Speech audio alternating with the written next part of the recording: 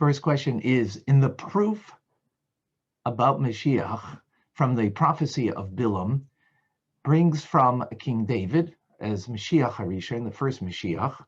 Why is that necessary when here it's about the laws of Moshiach itself? The second halacha, which is a third proof to Moshiach, it's a separate halacha as opposed to being in the first one with the other two proofs. Why is that? And in the final halacha, Dalid, where Mashiach is being described, nothing about his prophecy is mentioned, nothing about his great wisdom is mentioned, that we understand more about Mashiach. So we will understand the Rebbe's teachings, the Rebbe's Sicha, in learning the Rambam itself. If you want more and in an intimate and personal setting, together with like-minded people who seek to grow and become their truest self, click the link below in the description and join the Tanya Rabbi community, TRC. You can join the first month risk-free at no charge at tanyarabbi.com/TRC. Click below. Looking forward to seeing you. The Rebbe says that the Rambam isn't merely telling us sipur dvorim, telling us the narrative on how things will happen, but this is actual halacha, and begins with that Melech HaMashiach is ultimately bringing to renew the kingship of David and restore the sovereignty to its initial position, initial place. In other words, there's nothing new that Mashiach is going to do. No chiddush. How will this be affected? By building the Beis Hamikdash and bringing the ingathering of the Jewish people to Israel.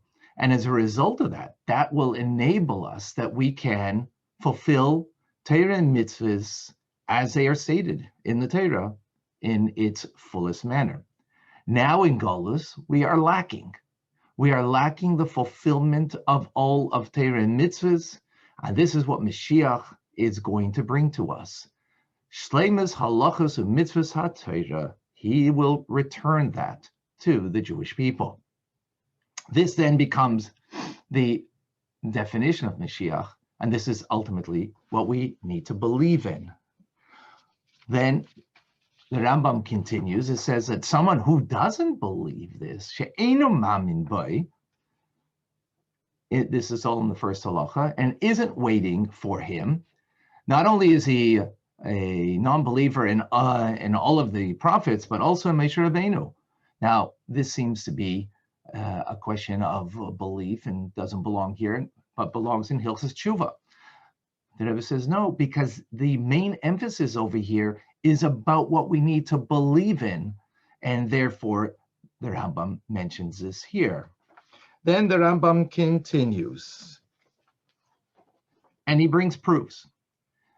First proof he brings is that we'll have Shleimus HaTorah because the Torah itself is testifying.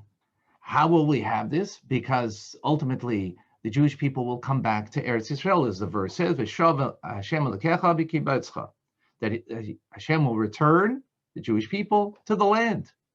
And that, of course, will allow us to be able to fulfill all of the mitzvahs. And the second proof is that Af B'Parshas Bilam, that also in the prophecy of Bilam, that there he speaks about two Mashiachs.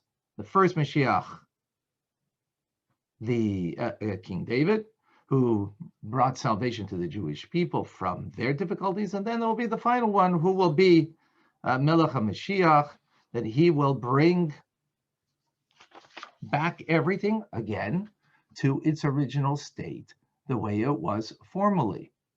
And then, therefore, all the details of what happened with King David and Mashiach, there'll be similarities, as we shall soon see. But the point of this is all that the Shleimus HaTorah is what Mashiach is coming for, and everything else that happens, that we will not be under the influence of other nations.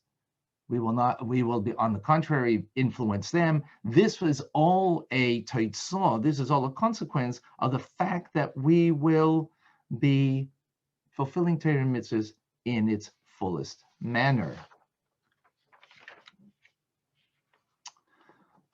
Now, with this, we can understand why in halacha base there's a separate proof from af ba'ari miklat. Ari miklat is saying the Rambam brings from the verse that there will be added 3 new Ari miklat, which is something that was never fulfilled.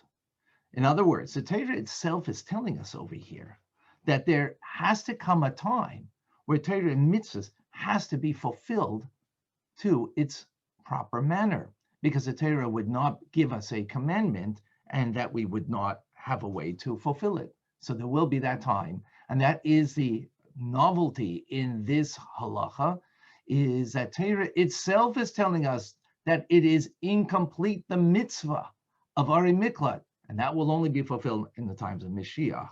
And with that, then the Rambam continues in the third halacha, the Al Yale Al Daitcha. Don't think that Melech HaMashiach is someone who is a great prophet and is going to change the world. And that's how you know that he is indeed Mashiach. This is not the test. The test is ultimately the Torah. This Torah will, and its laws will be there forever. And therefore, the definition of Mashiach is the fulfillment of Torah and mitzvahs in its fullest. Just as a prophet is judged by the Dvarim Hasidim, the things in the future that he will say and that will come true, so likewise Mashiach is tested by the definition. And the concept of what Mashiach is, and what is that, is of course the fulfillment of and the completion of Torah in mitzvahs. And with that concept of the third halacha, we go into the fourth halacha, which says Ve'im yamoid melech, and when a king will arise. This is a continuation of the previous notion, that now we understand the full concept of what Mashiach is. Now, when someone will arise, how are we going to know and test that this is in fact the Melech HaMashiach? Because this person will be like King David, complete in Torah, in mitzvahs themselves. And then they will have the effect on the Jewish people by the Yochav Kol Yisrael, by compelling all of the Jewish people to follow the ways of Torah and mitzvahs. And furthermore, they will also, Yilcham Melchemes Hashem, they will fight the battles against the nations of the world in order to make sure that there isn't any negish or mevatel, anything that is a snare to the Jewish people in the fulfillment of Torah and mitzvahs. When that happens, then we know that this person is becheskas, we can assume to be Mashiach.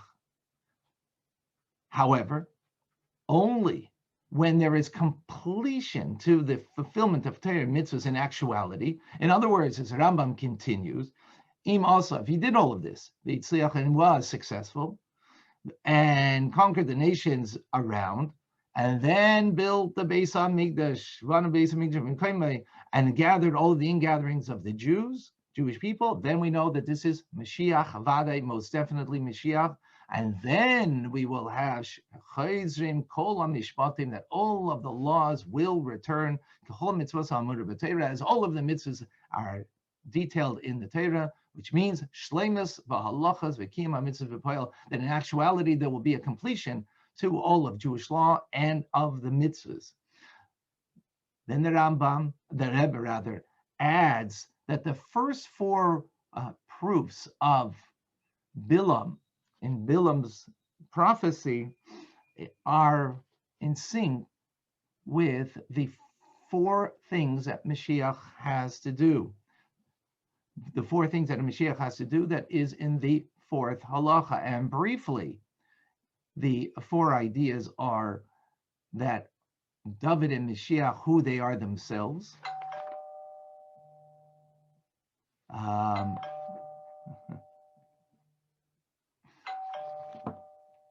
Excuse me. and the effect that David and Moshiach have upon the Jewish people, and the effect that David and Moshiach have upon the general world that is divided into two parts. Details you can see inside of the Rambam. And with that, the Rebbe gives us a full understanding of the four halachas in chapter 11 of the Rambam.